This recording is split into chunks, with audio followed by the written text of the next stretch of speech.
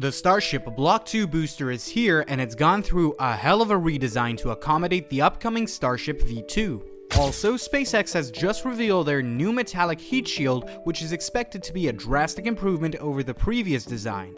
We'll see how it performs in the future, as the 7th launch will represent the first Block 2 Starship's flight, which might come earlier than you might be expecting.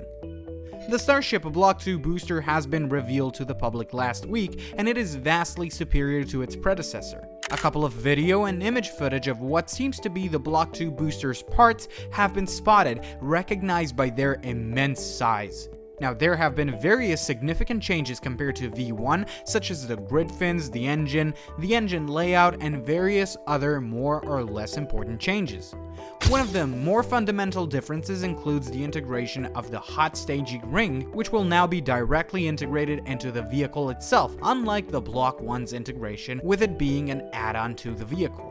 Initially, the booster was designed to have dedicated landing legs, as it was originally expected that the booster would land on its own. However, this feature has been removed in favor of the chopsticks that have been used for the first time on the 5th flight. The chopsticks are far more reliable and are far cheaper than landing legs, and whilst this idea might get included in a later booster stage allowing for full reusability, it makes perfect sense to keep things simple right now. As for the grid fins, they will now be spaced 90 degrees apart rather than 60 degrees, which provides better balance and consistency when controlling the booster during descent. This will also result in a drastic bump in aerodynamics too, as there is a lesser aerodynamic interference between them due to them not being so close to one another. Not to mention that the design itself will be simplified. The engines have also been swapped for the brand new Raptor 3, which is a drastic logistical improvement due to them removing the necessity of a secondary engine shielding,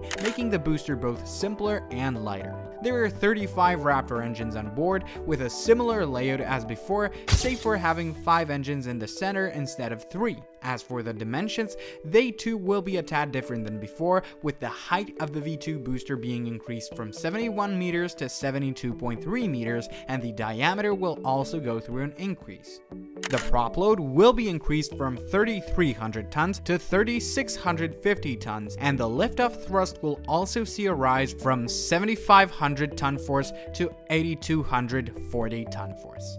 All of these changes result in a LEO payout being increased from 100 to 150 metric tons, which is impressive, but not as impressive as the total cost reduction. Instead of costing 200 to 300 million per launch, these changes will amount to the V2 Starship costing as little as $15 million per launch. Of course, this is also because the ship itself has gone through some major revisions, most of which are already known, but what was recently revealed was the new metallic heat shield. Up until now, the Starship had utilized a heat shield that was made out of hexagonal carbon ceramic tiles, which were all arranged in an overlapping pattern across the vehicle's surface. This allowed them to withstand temperatures of up to 1650 degrees Celsius. Unfortunately, ceramic is brittle in its nature, and while highly resilient to heat, it isn't as durable when it comes down to physical trauma due to impact, such as when landing the Starship. After the recent recovery of Ship 31, it was established that these changes weren't enough. Now, SpaceX already used metal when creating a heat shield for the Starship in a form of aluminum coating. In fact, they've only abandoned it after Flight 5, which unfortunately showed the aluminum coating melting away, making it practically useless, hence it being stripped away for Flight 6. However, Elon Musk has been adamant on finding a way of using a metallic heat shield properly, as it would mean that the Starship would be instantly reusable in this regard, since a ceramic heat shield does require much more frequent reparations. That's why SpaceX decided to utilize space-age level materials in a form of highly resilient metal alloys that have extraordinary melting points, providing both the physical resilience to damage of metal combined with the thermal resilience of ceramic. However, alloys are only one part of what makes this heat shield work, as SpaceX also needed to create a better cooling system. Despite having high melting points, these alloys are still going to be less durable during immense heat, which is why an additional way of releasing temperature was needed. SpaceX has had only two options in front of them: either go for a gas venting system or create a liquid film cooling system. Gas venting practically creates a cocoon around the Starship by releasing inert gases such as nitrogen, which protects the ship. On the other hand, liquid film cooling utilizes a thin layer of evaporating propellant that dissipates heat and maintains the desired temperature. Now, on the topic of the specific material used for the metallic heat shield, what do you think will be used? Don't hesitate to tell us in the comments, as we always value a good insight. Believe it or not, Elon Musk is focusing on steel as the material of the heat shield. Plain old 301 stainless steel. It's like Elon has a hard-on for it ever since the Cybertruck. Jokes aside, this is a very cost-effective choice, as the carbon ceramic tiles used on the Starship now are way more expensive. In fact, carbon costs $135 a kilo, which, when you account for the fact that it gets damaged inevitably and pretty easily, rises the price to $200 per kilo on average. Also, it just makes sense. It's relatively light, especially if you take into consideration that it will be thinner than the carbon ceramic tiles used now, and it also handles heat pretty well. It's pretty resilient to external conditions and physical trauma, and, well, it's as cheap as it gets. But unfortunately, it will still require an additional cooling system, and either of the two we've previously mentioned are still pretty complex to implement.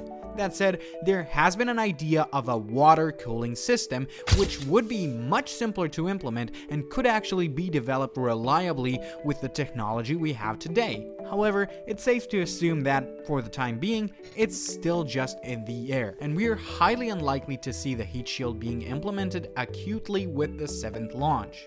Also, speaking of the 7th launch, despite it being a radical new step towards the future of space exploration, the launch will come much sooner than expected.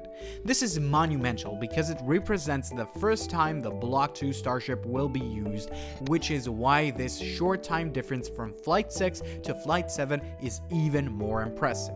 As for the date, SpaceX has revealed that they intend on launching the Block 2 Starship for the first time ever will be reserved for the 11th of January during morning hours.